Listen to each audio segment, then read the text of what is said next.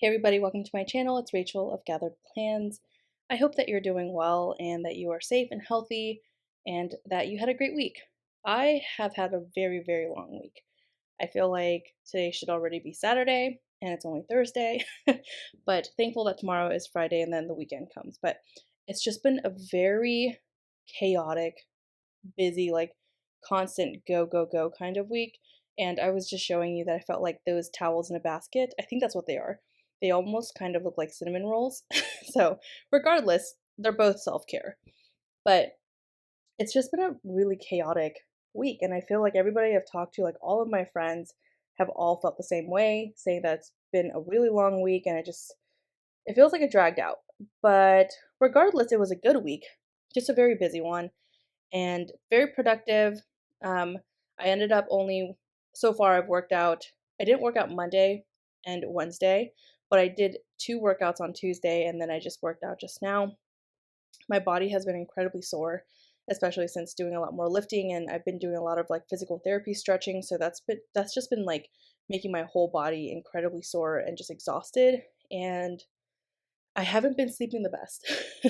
So I don't know if I've shared this before, but my little sister, she lives with me, and then her family dog, or my mom and her dog, I watch and care for her too because my mom is at work all day, and I almost like feel bad that she's just in the house all day long at my mom's house. And since I work from home, I much prefer that she's at my house so I can, just be around.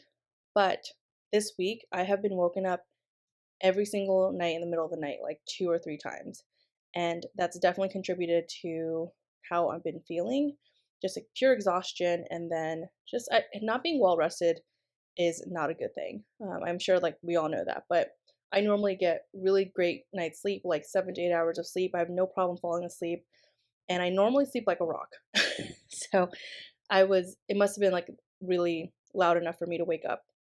But yeah, I told my mom, I was like, Mom, I love you and like I want to help, but I I value my sleep so much more right now. And the fact that it happened every day this week so far, it's like, yeah, this is gonna be a regular thing. And if I need to protect myself and set boundaries, I was like, as much as I want to help, this is the one thing I cannot take on and sacrifice my sleep and my sanity because I will literally go crazy if I just keep going at this rate and keep not getting sleep and interrupted sleep. I'm gonna go crazy. But yeah, that's what's been going on. Nothing too crazy. If you watched my last plan with me, you know that I did answer some questions and I put questions up like on my Instagram story. So thank you to those that did answer. I'm not really sure where I left off. I'll try my best. But I do want to say this was a very challenging plan with me.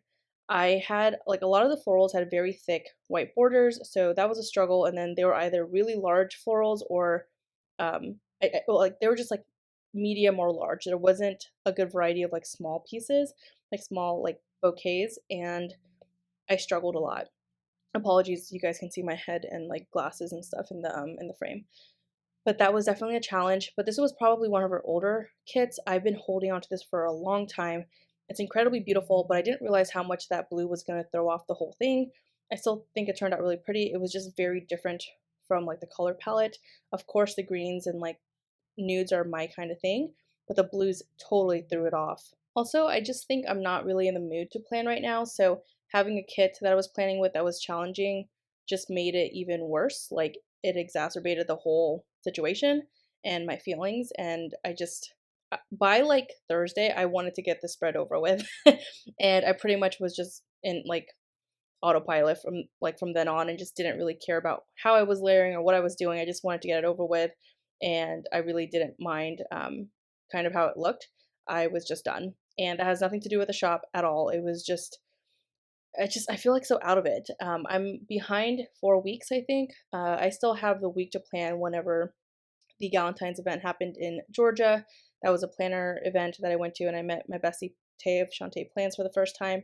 I've been holding on to that and cherishing that spread whenever I'm like really in the mood to plan, because I don't want to plan it when I'm like kind of down, because I feel like the spread's not gonna, you know, reflect what like or look the way I want it to look. I don't know if you can relate, but I overthink it. I think we all kind of do. But Anyways, I'm going to continue to answer some questions and just go from there. Let's see. I think, oh, Lauren of Plan Mosh Plan, she asked is my, what are the 5 things on my bucket list? So thanks for your questions, Lauren. I really appreciate that. Um, I really struggled like coming up with these answers, but one of the things on my bucket list is to open a coffee shop.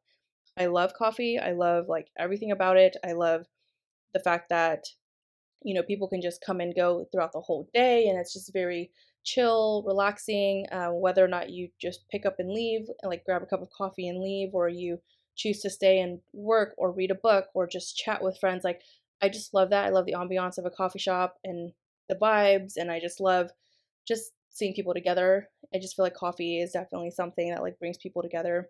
Or if you're not into coffee, like there's teas and pastries and stuff too, which I think would be really cool. I just feel like coffee shops are just kind of a place everyone feels like. I feel like most people are like, you want to just go to a coffee shop. You know what I mean? Like, you're not obligated to really buy a whole meal, or even a drink. You could just go with a friend and just chat, and it's all cool. So that's what I want to do. One of the things, another thing on my bucket list, or the next 2 things are travel related things. One is going to Greece, and then the other one is going to New Zealand. So totally would love to do that. Um, Another thing that I would like to do is see the Northern Lights or the Aurora Borealis. Might be saying that wrong. I'm so sorry. And the fifth thing, I don't I don't really know. I've had this on my bucket list for a very, very long time, but I feel like it's like slowly like creeping off of my bucket list. But I would totally love to go skydiving. That might change. I feel like in the near future it's probably gonna fall off the bucket list. But that's not something that I really really like want to do, or I'm not as excited as I used to be about it.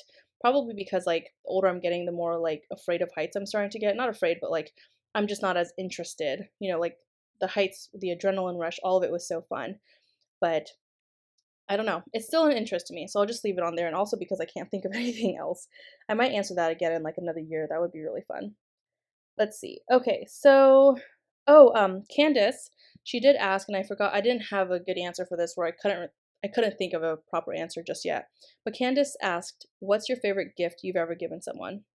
So my favorite gift was kind of like a partner gift. I don't know if it was a partner. I don't know how to describe it. It was a gift that my mom and I like. We did this gift together for our family in the Philippines, and we basically made it our New Year's resolution a couple of years ago, or several years ago at this point. I think it was like 2018. Yeah, 2018. I think it was 2018 or 2019, but it was one of our New Year's resolutions to renovate my family's home in the Philippines. So all of my aunties and my lola, my grandma, and my cousins, they all live on the same property, but the property is pretty large. And we were able to, like, the setup was like each one of my aunties, I have 2 aunties, and they have like their own space with their children and husbands, which is like a small kitchen, a bathroom, and like a room or two. And then my lola has the same kind of space, and then there's like a main common area. So if you're familiar with like kind of like an apartment complex on a property, but like a lot of times families live on that together. So that's basically what it is. And we just re-renovated it and re-renovated we renovated it. And it used to be like cinder blocks and tin roofs, and it was, my family still very much lives in poverty in the Philippines. But it was just one of my things on my bucket list for a long time, or just like my dream list to just do for them. And so my mom and I, we paid for that. We make payments on their mortgage or their property, and I'm just very happy that it looks significantly better. They have a better living situation, and I was just proud of myself to be able to save up and afford that, and you know give to them, because visiting them, it's very heartbreaking, because I don't want to go into too much detail because I'm going to get emotional, but it's very heartbreaking because seeing their lifestyle and like their living situation, like for someone that has big aspirations, it's really hard to change that right away until like I've had the ability to save, because it's just mostly me doing it, and like my mom as well. Um, and it's hard. Like, living in the States is not cheap by any means at all, because just to live comfortably too, there's a lot that you have to like invest and spend on and all that stuff. And then like thinking about trying to help family overseas, it can add up. So I'm just very glad and proud that we were able to do that, and that's definitely my favorite gift ever. I just feel like they're significantly happier, they have a better living situation, And overall, like I feel like if you're comfortable in your home and you have a good like space to lay your head at nighttime and like spend time with family, like those are memories that are going to be forever cherished. And if it's in a nice home and it's safe and it's better quality, I think like overall that is like such an amazing gift. I'm just so happy to be able to do that for them. So that's my answer for that one. And then let's see. um, Margie, she asked, she said, I love food. What is your favorite food to make at home? My favorite food to make is just breakfast food. Like I think I've said this multiple times, but whether it's an island breakfast, which is like rice, whether it's spam or like, tocino or longanisa or just a protein, and then like over easy eggs over rice. Like I love the yolk with the rice, and then I also love like a side of spinach or some kind of vegetable and or fruit. It's just so delicious to me. I think it's amazing. But lately, I've been so obsessed. Like Greg and I have been so obsessed with. We bought sourdough from Aldi. So if you know what Aldi or Lidl is, let me know in the comments below. But we have an Aldi near us. We used to live by a Lidl, but unfortunately, we don't live by one anymore. And I do prefer Lidl for like their pastries and stuff, but I think it's also kind of like a blessing in disguise that we're closer to an Aldi because it got really dangerous being that close to pastries that were really affordable. I just feel like Lidl has a better variety, but now that we've gotten so acclimated to Aldi, like we've definitely embraced like their hidden treasures and stuff.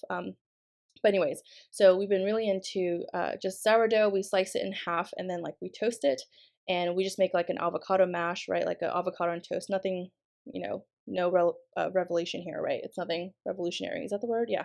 But just having like an over easy egg on it, and then like I've been super into putting like kosher salt and red pepper flakes, and then like pepper in the avocado mash.